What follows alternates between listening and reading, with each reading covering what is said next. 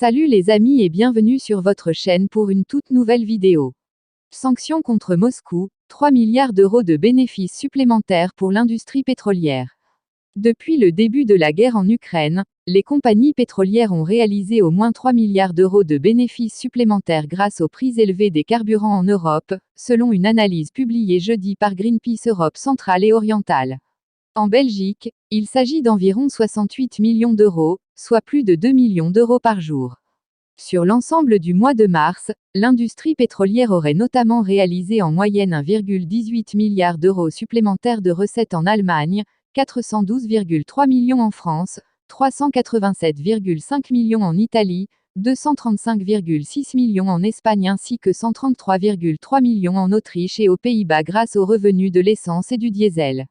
Les marges de revenus, en particulier pour le diesel vendu dans les stations-service, ont elles aussi augmenté de manière significative dans l'UE entre janvier et mars 2022, la plus forte augmentation étant enregistrée en Allemagne avec 28,3 centimes d'euros par litre, suivie par l'Autriche 19 centimes par litre, les Pays-Bas 18,9 centimes par litre, l'Italie 17 centimes par litre, et la France 15 centimes par litre.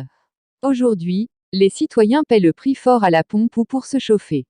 Les fournisseurs d'énergie fossile réalisent dans le même temps des profits records, finançant la guerre au passage, souligne Thomas Leroy, porte-parole pour Greenpeace. Notre pays doit plaider au niveau européen pour que ces bénéfices soient valorisés et utilisés pour financer nos efforts pour sortir de notre dépendance aux énergies fossiles. Cette crise peut nous faire amorcer un virage pour une politique climatique socialement juste.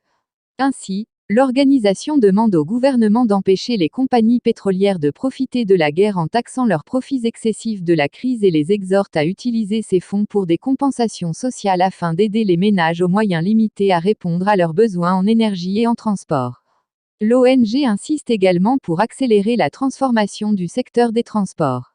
Merci de nous avoir suivis. Si vous avez aimé la vidéo, faites-le nous savoir avec un like. Et surtout n'oubliez pas de vous abonner et de sonner la cloche de notification pour ne rater aucune de nos vidéos.